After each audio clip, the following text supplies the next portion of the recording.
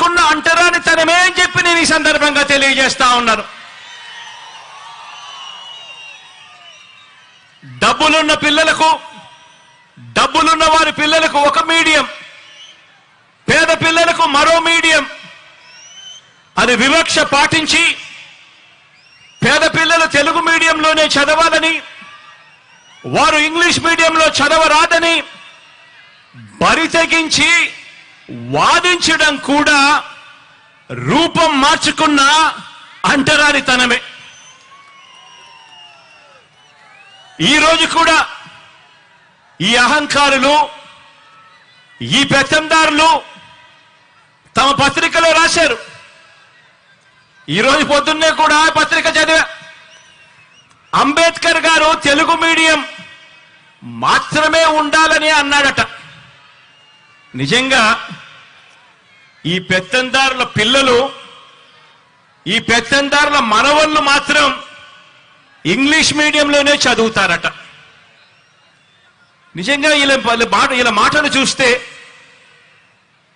నిజంగా ఒక నిజం చెప్పకూడదు, అబద్ధాలు ఏ స్థాయిలో చెప్తా ఉన్నారు అని చెప్పి చూస్తే నిజంగా గుండెకు బాధ అనిపిస్తుంది.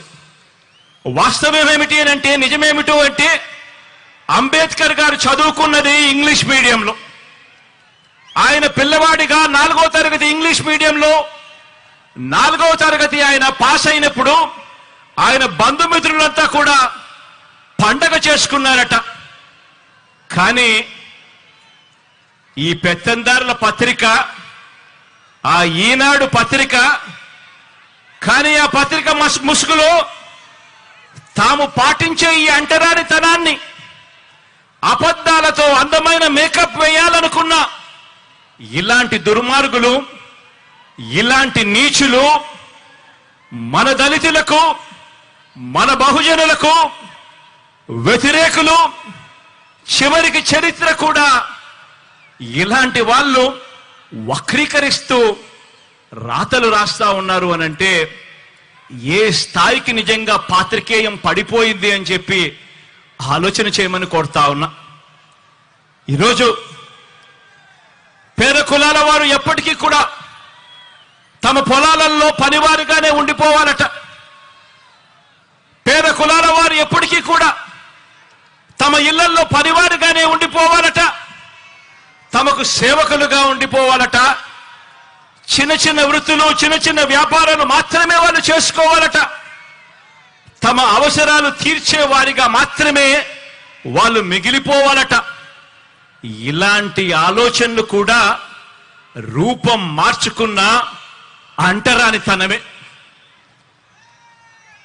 పేదలు ఏ హాస్పిటల్లోకి వైద్యం చేయించుకుంటున్నారో ఆ గవర్నమెంట్ హాస్పిటళ్లలో ఎక్కడైతే పేదలకు ఉచితంగా వైద్యం అందుతా ఉందో అటువంటి హాస్పిటల్ కూడా నీరుగార్చడం, పేదలు ఏ బస్సుల్లో అయితే ఎక్కుతున్నారో ఆ ఆర్టీసీని కూడా ప్రైవేట్కు అమ్మేయాలని అనుకోవడం, ఇవన్నీ కూడా రూపం మార్చుకున్న అంటరానితనమే.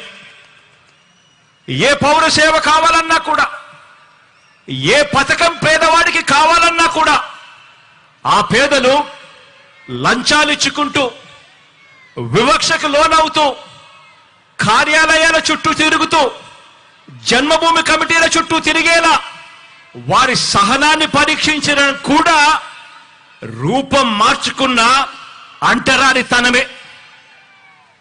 అవ్వ తాతలకు పెన్షన్ కావాలన్నా, రైతన్నలకు ఎరువులు కావాలన్నా పొద్దున్నే లేచి తనంలో, పేదల మీద పెత్తందారి భావజాలంలో ఇవన్నీ కూడా బాగాలే.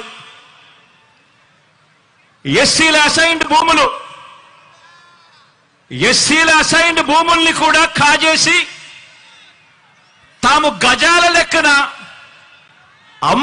అమ్ముకోవాలనుకున్న రియల్ ఎస్టేట్ రాజధానిలో పేద సామాజిక వర్గాలకు చోటు లేకుండా తాము మాత్రమే ఒక కోట కట్టుకోవాలన్న కుతంత్రాలు చేయడం కూడా రూపం మార్చుకున్న అంటరానితనమే. రూపం మార్చుకున్న ఈ అంటరానితనం అంటే ఇళ్ల నిర్మాణానికి భూములు ఇస్తే సామాజిక సమతౌల్యం దెబ్బతింటుంది అని చెప్పి ఏకంగా కోర్టులకు వెళ్ళి ఆ కోర్టుల్లో కేసులు వేసి సిగ్గు లేకుండా వాదించడం కూడా రూపం మార్చుకున్న అంటరానితనమే. రూపం మార్చుకున్న అంటరానితనం అంటే మన ఎస్సీలు, మన ఎస్టీలు, మన బీసీలు, మన మైనారిటీలు, మన నిరుపేద పిల్లలు చదువుకునే ఆ గవర్నమెంట్ బడులలో ఇంగ్లీష్ మీడియం చదువులు చెప్పడానికి వీల్లేదని కోర్టులకు వెళ్లి సైతం పిటిషన్లు వేయడం కూడా రూపం మార్చుకున్న అంటరానితనమే. ఆ పేద వర్గాల పిల్లలకు ట్యాబులు ఇస్తే అందులో వారు చూడకూడనివి చూస్తున్నారంటూ వాళ్ళ పిల్లల చేతుల్లో కూడా సెల్ ఫోన్లు ఉన్నాయని, ట్యాబులు ఉన్నాయి అన్న విషయాన్ని ఉద్దేశపూర్వకంగా కూడా మర్చిపోతూ డిజిటల్ లిటరసీని మన పేద పిల్లలకు ఇవ్వటానికి వీల్లేదని చెప్పి కుట్రపూరితంగా రాతలు రాయడం, వాదించడం కూడా రూపం మార్చుకున్న అంటరానితనమే. స్వాతంత్రం వచ్చి 77 సంవత్సరాలు గడుస్తా ఉన్నా కూడా ఇప్పటికీ కూడా అలాగే మిగిలిపోయి ఉన్న ఈ రూపం మార్చుకున్న ఈ అంటరానితనం మీద ఈ 56 నెలలుగా మనం చేస్తా ఉన్న ఒక సామాజిక, ఆర్థిక, రాజకీయ యుద్ధానికి నిలువెత్తు నిదర్శనంగా ఈ అంబేద్కర్ గారి విగ్రహం ఎప్పటికీ కూడా కనిపిస్తానే ఉంటుంది. ఈ విగ్రహం దేశంలోనే కాదు ప్రపంచంలోనే అతిపెద్ద అంబేద్కర్ గారి విగ్రహం అని కూడా చెప్పడానికి గర్వపడతా ఉన్నా. దేశంలోనే కాదు ప్రపంచంలోనే అతిపెద్ద అంబేద్కర్ గారి విగ్రహం అని చెప్పడానికి గర్వపడతా ఉన్నా. ఇది 81 అడుగుల వేదిక మీద ఏర్పాటు చేసి 125 అడుగుల మహావిగ్రహం అంటే 206 అడుగుల ఎత్తైన ఈ విగ్రహం దేశంతో కాదు మనం పోటీ పడేది, ప్రపంచంతోనే పోటీ పడతా ఉన్నామని చెప్పి కూడా ఈ సందర్భంగా తెలియజేస్తా ఉన్నా.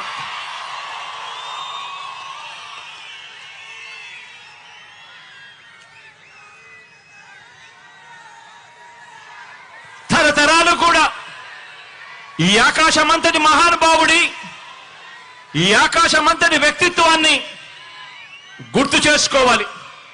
ప్రతి పిల్లాడు, ప్రతి పాప కూడా ఆయన జీవిత చరిత్ర నుంచి స్ఫూర్తిని తెచ్చుకోవాలి. ఎందుకంటే